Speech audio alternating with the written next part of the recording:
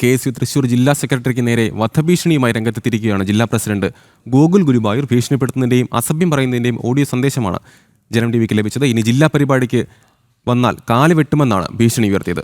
Sanu K സജീവാണ് വിവരങ്ങൾ പങ്കുവച്ചത്. ഇനി ഇടുക്കിയിലേക്കാണ് പോകുന്നത്. ഉടമസ്ഥ തർക്കത്തിൽ ഇടുക്കി ഏലപ്പാറ ചെമ്മണ്ണിൽ കുടിയൊഴിപ്പിക്കൽ നടപടി. ഹൈക്കോടതി നിർദ്ദേശത്തെ തുടർന്ന് 2 വീടുകളാണ് ഒഴിപ്പിക്കുന്നത്. സ്ഥലത്തിന് ഉടമസ്ഥ അവകാശവുമായി ഹെലിബറിയ എസ്റ്റേറ്റ് കോടതിയെ സമീപിച്ച് അനുകൂല ഉത്തരവ് നേടിയിരുന്നു. ഇതേ സ്ഥലത്തിന് തങ്ങൾക്കും പട്ടയം ലഭിച്ചിട്ടുണ്ടെന്ന് തൊഴിലാളികളും പറയുന്നു. വിവരങ്ങളുമായി സുബിൻ തോമസ് ചേർന്നു. സുബിൻ, എന്താണ് ശരിക്കും സംഭവിക്കുന്നത്? അവിടെ കുടിയൊഴിപ്പിക്കൽ നടപടി നടക്കുകയാണ്. ഹൈക്കോടതി നിർദ്ദേശത്തെ തുടർന്ന് 2 വീടുകൾ ഒഴിപ്പിക്കുന്നു. അതായത് ആ ഒരു സ്ഥലത്തിന്റെ ഉടമസ്ഥാവകാശം ഹെലിബറിയ എസ്റ്റേറ്റിനാണ് എന്ന തരത്തിലാണ് അവർ കോടതി സമീപിച്ചത്. പക്ഷേ അപ്പോൾ അതേ സ്ഥലത്തിന് തങ്ങൾക്കും പട്ടയം ലഭിച്ചിട്ടുണ്ടെന്ന് തൊഴിലാളികളും പറയുന്നുണ്ടല്ലേ? തീർച്ചയായും അത്തരത്തിലാണ്. ഇത് ഏതാനും വർഷങ്ങളായി നടന്നു വന്നിരുന്ന ഒരു കേസാണ്. ഈ സ്ഥലത്തിന്റെ ഉടമസ്ഥാവകാശത്തെ സംബന്ധിച്ച് ഈ വീട് വെച്ച് താമസിക്കുന്ന ആളുകളും അതോടൊപ്പം തന്നെ ഹെലിബറിയ എസ്റ്റേറ്റും ആണ് ഈ ഇത്തരത്തിൽ ഹൈക്കോടതിയെ സമീപിക്കുന്നത്.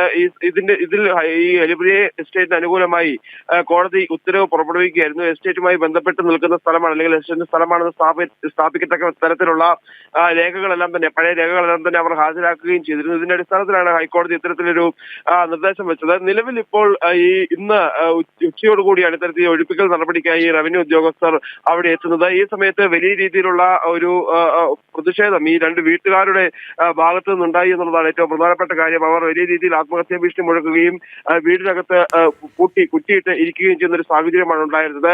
ഇവർ പറയുന്നത് ഈ സ്ഥലവുമായി ബന്ധപ്പെട്ടുള്ള രേഖകളെല്ലാം തന്നെ തങ്ങളുടെ കയ്യിലുണ്ട്. അതായത് പട്ടയം ലഭിച്ചതിന്റെ രേഖ, പുതിയ പട്ടയം ലഭിച്ചതിന്റെ രേഖ, അതോടൊപ്പം തന്നെ കരമടച്ചതിന്റെ രേഖകളെല്ലാം തന്നെ ഉണ്ട്. ഈ 3 സെന്റ് സ്ഥലവും 4 സെന്റ് സ്ഥലവും ഒക്കെയാണ് ഇവരുടെ കൈവശമുള്ളത്.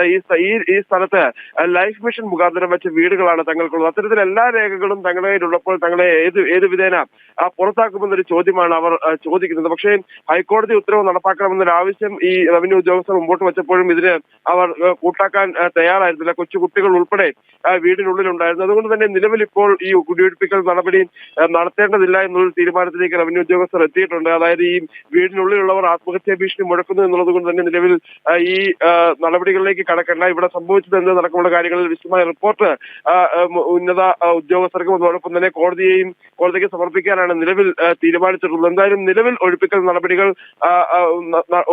ഈ 2 വീട്ടുകാരെയും ഒഴിപ്പിക്കേണ്ട എന്നൊരു നിലപാടിലേക്ക് ഉദ്യോഗസ്ഥർ എത്തിയിട്ടുണ്ട്.